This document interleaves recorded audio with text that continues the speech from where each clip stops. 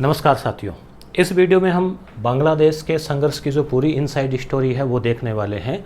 आप कुदरत का खेल देखिए कि आज से 50 साल पहले शेख हसीना बांग्लादेश की जो भी प्रधानमंत्री थी वो अपनी जान बचाने के लिए भारत आई थी, और आज 50 साल बाद 2024 में भी फिर से जो है उसने भारत की शरण ली है। तो क्या शेख हसीना को भारत को बांग्लादेश को सौंपना पड़ेगा? क्या ये फिर से वहाँ पीएम बन सकती है? इनके संघर्ष की क्या कहानी है वो हम पूरी इसमें जानने वाले हैं। और ये जो संघर्ष है दोस्तों, वो जब बांग्लादेश बना उससे पहले वो पाकिस्तान का हिस्सा था, पूर्वी पाकिस्तान के रूप में जाना जाता था। और जो 1971 में बना, 1971 से लेके 2024 तक का जो लगभग 55 सालों का जो सफ़र है बांग्लादेश का, उसमें दो परिवार, एक तरफ पिता और पुत्री की जोड़ी मुजीबुर रहमान जो कि बांग्लादेश के राष्ट्रपिता संस्थापक माने जाते हैं, उनकी बेटी शेख हसीना, दूसरी तरफ वहाँ के ये जो सेनापति हैं जियाउल रहमान और उनकी पत्नी खालिदा जिया। तो जो है ये पति पत्नी और पिता पुत्री, इन दोनों के ही इर्द गिर्द बांग्लादेश का 55 सालों का जो इतिहास है, इनके आपसी राजनीतिक प्रतिद्वंदिता, विचारधारा, संघर्ष, कभी जेल जाना, कभी प्रधानमंत्री बना, इन्हीं के बीच पूरा का पूरा जो इतिहास है वो घूम रहा है। तो बांग्लादेश जो है उसका इतिहास क्या रहा है? तो जाहिर सी बात है, भारतीय उपमहाद्वीप का हिस्सा रहा है बांग्लादेश प्राचीन समय से ही। जैसा कि अगर हम प्राचीन समय की बात करें, आज से 2500 वर्ष पहले, तो 2500 साल पहले जब मौर्य साम्राज्य था यहाँ पे, तो चंद्रगुप्त के नेतृत्व में पहली बार संपूर्ण भारत में राजनीतिक एकता की स्थापना की गई थी। तो जिसमें जो बांग्लादेश है वो बंगाल के रूप में जाना जाता था, असम को कामरूप कहा जाता था, और ये जो बिहार बंगाल वाला एरिया है यहाँ से लेके अफ़गानिस्तान तक जो है संपूर्ण साम्राज्य पर अधिकार था। फिर वहाँ से लेके अलग अलग राजा महाराजा बंगाल पर शासन करते रहे, पाल वंश, सेन वंश भी आया। और उसके बाद अगर हम मध्यकाल की बात करें तो दिल्ली सल्तनत के समय भी जो है बंगाल हिस्सा हुआ करता था, काफ़ी कुछ हिस्सा, जैसे आप अलाउद्दीन के समय में आप देख पा रहे हैं खिलजी जो साम्राज्य है वो उसमें भी रहा था। उसके बाद में अगर हम वर्तमान में आ जाएं, अंग्रेज़ों के समय की या आधुनिक भारत की बात करें, तो बंगाल जो है वो निश्चित रूप से महापुरुषों की, विद्वानों की, धर्म गुरुओं की जननी रही है, वो इलाका रहा है। और बड़े बड़े महापुरुष, बड़े बड़े विद्वान जो है उस इलाके में पैदा हुए हैं। तो अंग्रेज़ों के खिलाफ भी जो संघर्ष चल रहा था उसमें भी बंगाल की बड़ी भूमिका थी। अंग्रेज इस बात से बड़े चिंतित थे, वो चाहते थे कि किस प्रकार से इस संघर्ष को तोड़ा जाए, क्या इसकी काट लाई जाए। तो वहीं पर जो है अंग्रेज़ों ने, जो लॉर्ड कर्जन है, उसके बाद उनकी वो चाल उन्होंने चली कि फूट डालो राज करो। तो उन्होंने धार्मिक पहलू को पकड़ा कि भारतीय धार्मिक मामले में थोड़े सेंसिटिव ज़्यादा है, तो उन्होंने हिंदू और मुस्लिम को आपस में जो बांटने का प्रयास किया, और इसी के तहत वो साजिश लेकर आए 1905 में जो है बंगाल विभाजन की। उसमें उन्होंने क्या किया कि पूर्वी और पश्चिमी बंगाल के रूप में बांटा, कहा कि ये बड़ा है, असुविधा हो रही है प्रशासन में, तो जिस तरफ मुस्लिम ज़्यादा है वो पूर्वी बंगाल, हिंदू ज़्यादा है पश्चिमी बंगाल। तो इस हिसाब से उन्होंने बांटा। तो उस चीज़ को भारतीय समझ चुके थे, जो नेता थे वो समझ चुके थे, और उन्होंने ये कहा कि ये अंग्रेज़ों की चाल है, हम इसको नहीं कारगर होने देंगे। और हिंदू मुस्लिमों ने 1905 में जो बंगाल विभाजन का दिवस था, उस काले दिवस को उन्होंने एक दूसरे की राखी बांध के जो है इसको भाईचारे के रूप में मनाया। तो अंग्रेज़ों की चाल सफल नहीं हुई, और कई लोगों को विस्थापन भी हुआ, लोगों को घर बार छोड़ने पड़े, कुछ घटनाएं भी हुई, मगर आंदोलन तेजी पकड़ ली स्वदेशी आंदोलन ने। उन्होंने कहा स्वदेशी अपनाओ, देश में बनी हुई चीज़ें, वस्त्र इत्यादि, उनको जो है वो काम में लो, विदेशी वस्त्रों का, विदेशी चीज़ों का बहिष्कार करो। तो 1905 का जो आंदोलन था वो जोर पकड़ता गया, और बंग भंग जो है अंग्रेज़ों के लिए गले की हड्डी बन गया। हालांकि तुरंत तो उन्होंने इसको रद्द नहीं किया, मगर 1911 में उन्होंने बंग भंग को रद्द कर दिया। इसी बीच वो एक गड़बड़ कर चुके थे। 1909 है उसमें वो एक ले आए थे अलग से सांप्रदायिक निर्वाचन। थोड़ी सी वर्तमान की चर्चा कर लेते हैं कि जो शेख हसीना है वो 5 अगस्त को बांग्लादेश में उनको वहाँ से भागना पड़ा, भारत आई और भारत में वो रह रही हैं। उधर बांग्लादेश का कहना है कि उसको भारत को हमें सौंप देना चाहिए। वहाँ पे जो विपक्षी पार्टी है, जो खालिदा जिया की जो है BNP, बांग्लादेशी जो नेशनल पार्टी, वो उनका कहना है कि इससे हमारे रिश्ते ख़राब हो सकते हैं अगर उसको नहीं सौंपा है तो। अब कानूनी पक्ष क्या कहता है कि वो वहाँ से वीज़ा लेके आई थी, मगर 22 अगस्त को बांग्लादेश ने जो इनकी जो वीज़ा है उसको रद्द कर दिया। अब वीज़ा रद्द कर दिया तो नियम ये है कि 45 दिन तक जो है बिना वीज़ा के वो यहाँ रह सकती है। अब 45 दिन तो अपने अक्टूबर में हो जाएंगे उनको, अगर 22 तारीख से भी माने तो भारत के सामने भी एक स्थिति है कि भाई उसको वापस अपने देश में उनको सौंपें या क्या वो आगे रहता है। तो ये थोड़ा सा अभी समय बताएगा, इसमें बहुत सोच समझ कर फूंक पर यहाँ पे जो है कदम रखना पड़ेगा। और भारत के और बांग्लादेश के जो संबंध थे या जो परियोजनाएं चल रही थी एक बार के लिए वो भी रुक गई है, क्योंकि वहाँ पे उठापटक की स्थिति है, काफ़ी घटनाएं घटी है। तो हम वापस बात करते हैं, उसे पे आते हैं कि अंग्रेज जो है ना 1909 में एक और कड़वा बीज बो चुके थे विभाजन का, पृथक से सांप्रदायिक निर्वाचन पद्धति ले आए थे। उसके बाद 1909 में क्या किया, अंग्रेज़ों ने एक बड़ा खेल खेला। उन्होंने पृथक निर्वाचन का जो स्कीम है वो लेकर आए। वो फिर से भारतीयों को तोड़ने का प्रयास कर रहे थे और मुस्लिमों के लिए अलग से निर्वाचन जो है वो पद्धति लेकर आए थे। उसमें होता ये था कि जैसे वर्तमान में मान लीजिए आरक्षण होता है, परंतु वोट सभी लोगों के लगते हैं, तो जो नेता होता है वो पूरे समाज का होता है, सबके विकास की उसकी जिम्मेदारी बनती है। परंतु वो जो स्कीम लाए थे उसमें यह था कि विशेष समाज के लोग हैं, यानी कि जो मुस्लिम समाज के लोग हैं वो ही वोट देंगे और उन्हीं का नेता होगा। तो इसी तरह एक बांटने का प्रयास था। तो 1905 का तो प्लान उनका फेल हो गया 1911 तक जाते जाते, परंतु 1909 में उन्होंने जो बीज बोया था वो आगे जाकर पृथक पाकिस्तान जो बना राष्ट्र, उसकी भूमिका वहीं से पड़ गई। फिर आपको पता ही है कि देश जब आज़ाद हुआ तो विभाजन का दंश भी झेलना पड़ा और भारत से अलग होकर जो पाकिस्तान बना था उसके 2 भाग थे। जो वर्तमान पाकिस्तान है वो कहलाता था पश्चिमी पाकिस्तान, और जो बांग्लादेश है वो कहलाता था पूर्वी पाकिस्तान, क्योंकि मुस्लिम आबादी के आधार पे था कि इधर वाले जो मुस्लिम थे वो यहाँ पे इस पाकिस्तान वो उन्होंने माना और ये पाकिस्तान बना, और जो हिंदुस्तान में रहना चाहते थे वो हिंदुस्तान में रहे। तो फिर यहाँ पे बात आती है कि पाकिस्तान के 2 हिस्से थे 1971 से पहले, 2 भागों में था ये, और हम ये कह सकते हैं कि भारत दोनों ओर से जो है वो पाकिस्तान से घिरा हुआ था और पाकिस्तान से संबंध जो है 1947 से खराब थे। तो भारत के लिए भी एक तरह से रणनीतिक दृष्टि से भारत दोनों ओर से हम कह सकते हैं कि घिरा हुआ था। अब बांग्लादेश जो है आप सीधा सा आप देखिए कि पाकिस्तान का एक भाग यहाँ है, दूसरा भाग यहाँ है, यहाँ से शासन यहाँ हो रहा है। तो सीधा सा जाहिर है कि इतनी दूरी से शासन, इधर से समुद्र से आना करना, फिर जो यहाँ का जो कल्चर है, भाषा है, वो यहाँ पे थोप दी गई। ये चाहते थे कि बंगाली जो है उनकी भाषा हो, और फिर जो है दूसरा कि बांग्लादेशियों के ऊपर लगातार जो अत्याचार है वो यहाँ पे हो रहा था।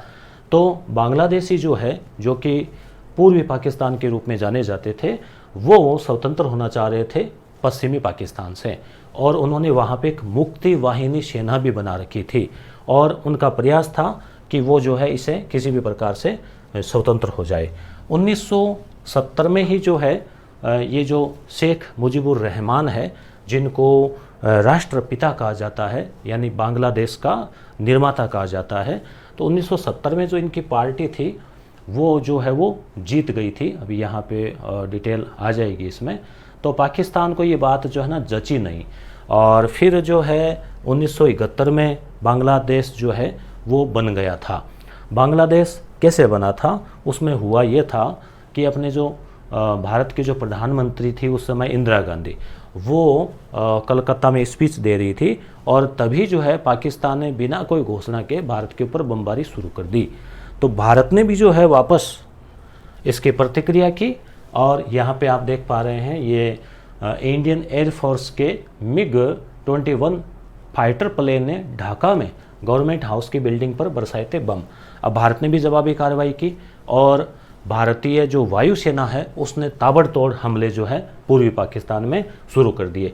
14 दिसंबर को भारतीय सेना को पता चला कि ढाका में, जो बांग्लादेश की राजधानी है वर्तमान में, उसके गवर्नमेंट हाउस में दोपहर 11 बजे एक मीटिंग होने वाली है। तो भारतीय सेना ने तय किया कि मीटिंग के वक्त ही वो जो हाउस है उसके ऊपर बम बरसाए जाएंगे। और इतना खतरनाक बमबारी हुई कि बिल्डिंग की छत उड़ा दी गई।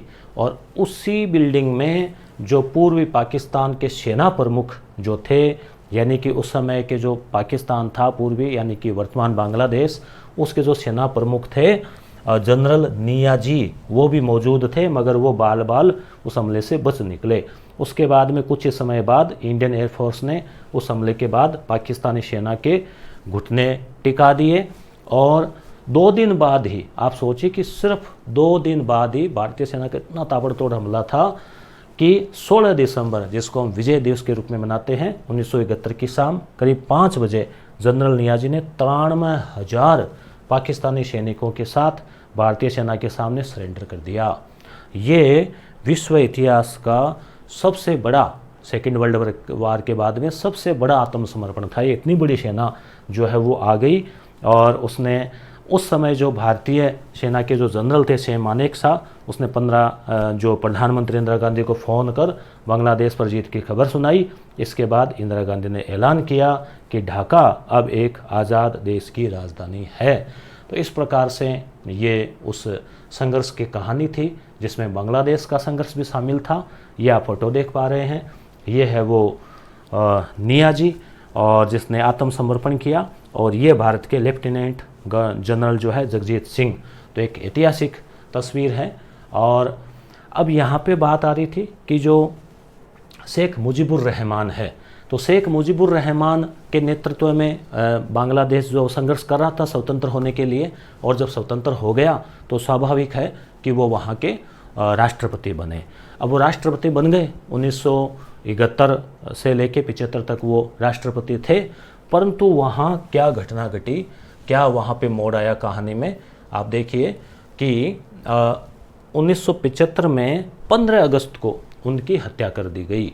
वो अपने भवन में थे और सेना के निर्देश पर, उसी देश की सेना ने ही सेनापति के निर्देश पर जो है उनके और उनके परिवार के 17 लोगों की हत्या कर दी गई थी। अब उस समय संयोग से इनकी जो बेटी है, जो कि वर्तमान में अभी हम पढ़ते हैं कि वो जो शेख हसीना है जो प्रधानमंत्री थी, तो वो इनकी बेटी, 2 बेटियां इनकी उस समय जर्मनी थी, वो बच गई और बाकी इनका पूरा परिवार जो है वो ख़त्म कर दिया गया। अब यहाँ से कहानी में जो है वो मोड़ आता है। 1975 में सेना के द्वारा, यानी तत्कालीन जो सेनापति था, जो सेना प्रमुख था जियाउल रहमान, उसके द्वारा जो ऐसे कहा गया कि उनके इशारे पर जो है वो शेख मुजीबुर रहमान है, उनके परिवार की हत्या की गई। तो एक बहुत बड़ा बांग्लादेश के इतिहास में, देश नया आज़ाद हुआ ही था, 4 साल हुए थे और बहुत बड़ी घटना थी। अब इसके बाद क्या हुआ, इसके बाद में जो सेनापति थे जो कि जियाउल रहमान थे, वो वहाँ के राष्ट्रपति बन गए 1977 में। 77 से 4 साल वो रहे और फिर पुनः इनकी भी हत्या जो है वो वहाँ की सेना के द्वारा कर दी गई। तो यहाँ पे ये बात एक सामने क्लियर हो रही है कि वहाँ लोकतंत्र ढंग से स्थापित नहीं हुआ था और जो है हिंसा की घटनाएं और सैनिक शासन की घटनाएं शुरुआत में ही देखने को मिल रही थी। तो जिस प्रकार के बीज होते हैं, जिस प्रकार की शुरुआत हो जाती है, तो फिर आगे जाकर वृक्ष भी वैसा ही बनना है। तो यहाँ हम शुरुआत में हमने देखा था कि पति और पत्नी और पिता और पुत्र की जोड़ी जो है, उन्हीं को लेकर संघर्ष वहाँ पे चलता रहा। तो ये जियाउल रहमान जो है वो राष्ट्रपति बने, मगर इनकी भी उसी प्रकार से हत्या कर दी गई। उसके बाद इनकी जो पत्नी है खालिदा जिया, वो राजनीति में सक्रिय हुई और कुछ सालों बाद 1991 में जाके वहाँ की प्रधानमंत्री बनी और 91 से 96 5 साल रही और फिर वो हार गई फिर शेख हसीना बनी, फिर 2001 से 2006 तक जो है ये पुनः प्रधानमंत्री रही। 2 टर्म इन्होंने जो है पूरे किए। बांग्लादेश नेशनल पार्टी इनकी पार्टी थी। इसके बाद की अगर हम बात करें तो ये बात आती है शेख हसीना की। शेख हसीना जो है वो बांग्लादेश के राष्ट्रपिता जो कहे जाते हैं, जिनकी हत्या 15 अगस्त 1975 को हुई थी। इसलिए 15 अगस्त को बांग्लादेश में शोक दिवस के रूप में मनाया जाता था। ये प्रश्न भी कई बार एग्जाम्स में पूछा जाता है कि भाई किस देश में 15 अगस्त को शोक दिवस, तो वहाँ के राष्ट्रपिता की हत्या होने की वजह से उसको शोक दिवस के रूप में वो मनाते थे। अब बात आती है कि उनके परिवार की हत्या हो गई, परंतु उनकी जो 2 बेटियां हैं वो बच गई थी। उसमें एक थी शेख हसीना। ये आप शेख हसीना की बचपन की फ़ोटो देख पा रहे हैं। 1947 में इनका जन्म हुआ था। उस हिसाब से वर्तमान में ये हो जाती है लगभग 50, 75, लगभग 77, 78 साल की ये वर्तमान में है आज की डेट में। और फिर क्या हुआ कि ये जर्मनी थी, उस समय भारत के प्रधानमंत्री इंदिरा गांधी थी। उन्होंने कहा कि भाई पाकिस्तान की जो ISI वो आपके पीछे पड़ी हुई है, वो आपको भी नहीं छोड़ेगी। तो वो फिर भारत आ गई। भारत में इनकी शिक्षा दीक्षा हुई और फिर जो है एक अच्छा अवसर देखकर वहाँ ये बांग्लादेश गई और वहाँ की राजनीति में इन्होंने भाग लिया। अब ये राजनीति में सक्रिय हुई और फिर इन्होंने 1996 में, जैसे हमने अभी पढ़ा देखा कि जो खालिदा जिया है वो 91 से 96 में रही। उनके शासन से जनता नाराज़ हो गई और फिर उन्होंने इनको मौका दिया। चुनाव हुए और 1996 में ये वहाँ की प्रधानमंत्री बनी। 96 से लेकर 2001 तक 5 साल का टर्म किया। फिर से इनका टर्म चेंज हुआ, खालिदा जिया आ गई। खालिदा जिया 2006 में फिर हट गई। फिर आरोप ये लगे कि चुनाव वहाँ पे साफ नहीं हो रहे हैं, चुनाव में धांधलीबाजी हो रही है। तो ये बात हुई कि क्यों ना एक बार जब तक चुनाव होते हैं तो राष्ट्रपति को पूरी शक्तियाँ दे दी जाए। तो हुआ ये कि 2006 में फ़खरुद्दीन अहमद वहाँ के राष्ट्रपति थे, उनको पूरी शक्तियाँ दे दी गई कि आप स्वतंत्र चुनाव करवाइए। अब उन्होंने शक्तियाँ जो है वो पूरी ले ही ली। उन्होंने क्या किया, उन्होंने दोनों को ही जेल में भेज दिया, खालिदा जिया को भी और शेख हसीना को भी, कि ये लो अब हम चुनाव ही छोड़ो, अब हम पूरे ही स्वतंत्र करवा देते हैं, आपको ही मुक्ति दे देते हैं। फिर उसका विरोध हुआ तो 2 साल बाद इन दोनों को जेल से रिहा किया गया। फिर क्या हुआ, फिर जो है ये पुनः शेख हसीना जो है वो प्रधानमंत्री बनी 2008 में। उसके बाद में अलग अलग टर्म में ये पुनः जीतती रही है और लगातार 2024 तक, 2024 में भी चुनाव हुए और इन्होंने 308 के लगभग सीटों में से 250, 224 के आसपास, यानी काफ़ी एक अच्छी सीटों के साथ में इन्होंने 2024 के चुनाव भी जीते थे। अब आप देख पा रहे हैं कि ये जो चुनाव जीत रही है, लोकप्रियता भी है और लगातार वहाँ रह रही थी, अंतर्राष्ट्रीय संबंध भी अच्छे थे। इन्होंने भारत के साथ, चीन के साथ और अन्य पड़ोसी देशों के साथ में अच्छे संबंध इन्होंने बनाए। परंतु क्या स्थितियाँ हुई, क्या घटना घटी कि इनको देश छोड़कर भागना पड़ा। तो वर्तमान की अगर बात करें तो जो मोहम्मद यूनुस है, जिनको कि नोबेल पुरस्कार मिल चुका था, वो आज की डेट में वहाँ जो है नागरिक शक्ति पार्टी है, वो वहाँ प्रधानमंत्री के रूप में विराजमान है। और जो सेनापति है, जो इनका जो शेख हसीना के भी उनके साथ में अच्छे जो संबंध थे, तो वो वहाँ के भी सेना का पद संभाले हुए हैं। अब मामला क्या हुआ था, मामला कैसे बिगड़ा? मामला ऐसे बिगड़ा कि जो मुक्ति वाहिनी सेना थी, जिन्होंने बांग्लादेश की आज़ादी की लड़ाई लड़ी थी, तो वो जो लोग थे जो कि शेख मुजीबुर रहमान, उनके परिवार के, फिर उनका सपोर्ट किया था, जो सैनिक थे और लोग थे, उन सब को बांग्लादेश में सरकारी नौकरियों में पहले 56%, पहले था 56% आरक्षण था, वो दिया जाता था। फिर धीरे धीरे उसका विरोध हुआ, फिर उनकी पीढ़ी एक बीत गई तो दूसरी पीढ़ियों को 30% आरक्षण जो है वो दिया जाता था कि वो मुक्ति वाहिनी सेना है, जो स्वतंत्रता सेनानी है, उनको, उनके परिवारों को 10% महिलाओं को था, 10% OBC को था, 1% दिव्यांग को था। इस प्रकार से वहाँ पे आरक्षण का मामला चल रहा था। धीरे धीरे उसका विरोध भी हो रहा था। ऐसा करके फिर शेख हसीना ने 2018 में उस आरक्षण को समाप्त कर दिया, परंतु वहाँ के सुप्रीम कोर्ट ने आरक्षण को पुनः बहाल कर दिया अगले साल। तो क्या हुआ कि आरक्षण चल गया। अब हुआ उसमें कि जो आरक्षण है वो 7% कर दिया गया था। फिर उसी आरक्षण को हटाने को लेकर जो है वो विद्यार्थी है, स्टूडेंट है, वो आंदोलन कर रहे थे।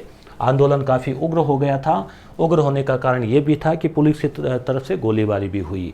एक जो कहते हैं कि जो एक पानी बांट रहा था व्यक्ति, उसको भी गोली से उड़ा दिया गया, और 3 जो प्रमुख छात्र नेता थे उन पर भी गोलीबारी हुई, अत्याचार हुए। तो आंदोलन उग्र हो गया। एक रजाकार शब्द भी यहाँ पे आया। रजाकार जो है वो शब्द वहाँ पे एक तरह से देशद्रोही के रूप में माना जाता है। तो हालांकि शेख हसीना का कहना है कि उनकी बात को तोड़ा मरोड़ा गया, मगर जब स्टूडेंट्स के आंदोलन को इन्होंने उग्र रूप दिया, उसको आतंकवादी करार दिया, तो वो और ज़्यादा उग्र हो गए और उन्होंने फिर जो है राष्ट्रपति भवन को भी घेर लिया, प्रधानमंत्री कार्यालय को घेर लिया। अब सेना ने ये कहा कि भाई अब हम इन सब लोगों पर गोली नहीं चला सकते। अब यहाँ पे ये भी हो सकता है कि सेनापति, पहले इतिहास ऐसा रहा है, तो सेनापति महोदय ने सोचा कि क्यों न, एक अच्छा मौका है शेख हसीना को यहाँ से रवाना करने का। तो इनको कहा कि आपके पास में केवल आपको हम 45 मिनट दे रहे हैं, आप अपना बचाव कर सकते हैं। अब यहाँ पे ये हुआ था कि जो सेनापति है उनको भी जो है जूनियर सीनियरिटी को हटाते हुए इनको प्रमोट करके शेख हसीना ने बनाया था। तो उन्होंने सपोर्ट के रूप में मान लीजिए, कैसे भी मान लीजिए, इनको मौका दिया कि आप 45 मिनट है। तो उन्होंने तुरंत हेलीकॉप्टर में बैठी और फिर जो है भारत की ओर, क्योंकि इससे और सेफ स्थान कहीं हो नहीं सकता था, तो भारत की ओर जो है आई और अपनी एक तरह से जान बचा के जो है वहाँ से निकल गई। 5 अगस्त की ये घटना थी। इसके बाद में बात यहीं ख़त्म नहीं होती, बात जो है और भी आगे इसमें बढ़ी। लोगों ने जो इनका भवन था, इनका जो आवास था, उसमें घुस गए। लोगों ने इसके जो भी सामान था, सामग्री थी, उसको लूट लिया। और अभी जब ये बाहर है तब भी इनके ऊपर मुकदमों की संख्या बढ़ती जा रही है। कहा यह भी जाता है कि शेख हसीना ने भी वहाँ पे जो विरोधी थे उनको जेल में डाल रखा था, उन पर भी बहुत सारे अत्याचार किए गए थे। तो बांग्लादेश की अपदस्थ प्रधानमंत्री जो शेख हसीना है, उनके ऊपर फिर से कुछ और मामले दर्ज किए और कुल 75 मामले हो गए हैं। अब अगर ये वहाँ वापस देश चली भी जाती है तो इन मामलों में सबसे पहले इनको सज़ा होनी है। परंतु वहाँ की जनता क्या चाहती है वो भी वहाँ भी उस पर चीज़ों पर निर्भर करेगा। ये घटनाएं आपने अच्छे से देखी होगी, लोग टूट पड़े। श्रीलंका में भी ऐसा हुआ था, जब वहाँ के जो राष्ट्रपति वो भाग गए थे, तो लोग सामान उठा के ले जा रहे हैं, पंखे, फर्नीचर, टीवी, सोफ़ा, सब कुछ जो है वहाँ से, पौधे, फर्नीचर, सब कुछ वहाँ से लूट के ले जा रहे हैं।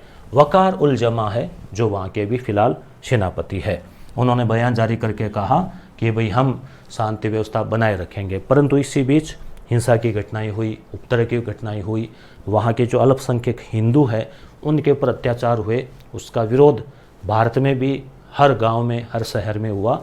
और फिर जो है वहाँ के जो नोबेल पुरस्कार विजेता है उन्होंने माफ़ी भी मांगी और विश्वास भी दिलाया कि इन चीज़ों को रोका जाएगा। ये आप देख पा रहे हैं कि जो भवन था प्रधानमंत्री का, उसमें घुस गए, सोफे पे बैठे हैं, किस प्रकार से जो है वो एक तरह से मखौल उड़ा रहे हैं। शेख हसीना को साड़ियों का बहुत शौक़ था। जहाँ कहीं भी वो विदेश यात्रा पे जाती थी तो गिफ्ट में उनको साड़ी भी दी जाती थी। अभी आप देखिए लोग साड़ियाँ पहन के मजाक उड़ा रहे हैं, सामान ले जा रहे हैं उनका, पंखे वगैरह हर चीज़ जो है वहाँ से उड़ा के वो निकल गए। अब यहाँ पे बात आती है कि भारत और बांग्लादेश के बीच में ये जो संबंध है इन पर भी कोई प्रभाव पड़ेगा क्या। तो निश्चित रूप से बांग्लादेश के साथ में भारत की सीमा 4096 लगभग 4000 किलोमीटर से ज़्यादा सीमा लगती है और सीमा पार से लोग बाग भी आ रहे हैं तो उनको भी रोका जा रहा है। उसके अलावा अपना जो व्यापार था, व्यापारिक संबंध थे, ऊर्जा को लेकर जो है वहाँ भारत सहयोग कर रहा था, परिवहन को लेकर, पर्यटन को लेकर और भी कई प्रकार की जो गतिविधियाँ थी तो वो निश्चित रूप से प्रभावित होगी। वहाँ पर अत्याचार भी हुए माइनॉरिटीज़ पर, तो वो भी जो है वो एक चर्चा का, अंतर्राष्ट्रीय चर्चा का मुद्दा बने। और मुख्यतः एक ये भी आरोप लगाया जा रहा है कि ये जो घटना घटी उसके पीछे अमेरिका का भी हाथ था। शेख हसीना ने स्वयं ने इस बात को लेकर कहा है। इसका मानना ये है कि अमेरिका ये चाहता था कि वो वहाँ पे अपना कोई सामरिक सैन्य अड्डा बनाए। तो वो एक मार्टिन द्वीप है, एक छोटा सा द्वीप है, वो चाहता था कि शेख हसीना या बांग्लादेश जो है वो अमेरिका उसको इजाज़त दे दे। कुछ लोग इस बात को स्वीकार करते हैं, कुछ लोग इसको नहीं भी कर रहे हैं। कुछ लोग केवल इसका कारण जो है वो आरक्षण बता रहे हैं, यानी वो जो आंदोलन है वो बता रहे हैं, और कुछ लोग इसके पीछे पाकिस्तान की आईएसआई का भी हाथ बता रहे हैं, चाइना की भी भूमिका बता रहे हैं। तो कुल मिलाकर भारत के पड़ोसी देश में कोई भी देश अशांत होता है तो निश्चित रूप से वो एक अच्छी बात नहीं है। भारत यही चाहता है पड़ोसी पहले, और भारत ये चाहता है कि जो पड़ोसी है उनकी हर प्रकार से मदद की जाए, उनका सपोर्ट किया जाए। और कई लोग भारत से भी इस घटना के बाद कुछ तुलना करते हैं। तो आप देख पा रहे हैं कि भारत के एक तरफ पड़ोस में पाकिस्तान है, एक तरफ श्रीलंका है, एक तरफ बांग्लादेश है। तीनों ही देशों में अस्थिरता कई बार रही है, अशांति रही है। भारत में भी हालांकि कई घटनाएं हुई, परंतु भारत की संस्कृति, भारतीय लोकतंत्र का जो इतिहास है, भारतीय लोगों की जो भावनाएं हैं, भारतीय सेना की जो देशभक्ति है, वो एक अलग लेवल पर है। वहाँ पे भारत जो एक स्थिर लोकतंत्र है, यहाँ की जनता ने भी प्रधानमंत्री की हत्याएं देखी है, यहाँ की जनता ने भी बहुत उतार चढ़ाव देखे हैं, परंतु इस प्रकार का घटनाक्रम, इस प्रकार की कोई स्थिति की कल्पना जो है कोई कर नहीं सकता। क्यों? क्योंकि भारतीय संस्कृति, भारतीय राजनीति एक अलग मुहिम पर है, एक अलग मुकाम पर है। तो ये था अपना पूरा घटनाक्रम, और अब हम आगे इसका कुछ कहा नहीं जा सकता। हालांकि शेख हसीना खुद भी एक 77-78 वर्ष की हो चुकी है और अब स्थितियाँ काफ़ी बदल चुकी है। आगे जो है क्या रहेगा, क्या पुनः प्रधानमंत्री बनेगी, ये भविष्य के गर्भ में है। परंतु निश्चित रूप से उनके स्वदेश वापसी के भी प्रयास किए जा रहे हैं। तो हो सकता है किसी मध्यस्थता से और उनको पुनः स्वदेश जाना भी पड़ सकता है। वो सब आगे की चीज़ें हैं। धन्यवाद।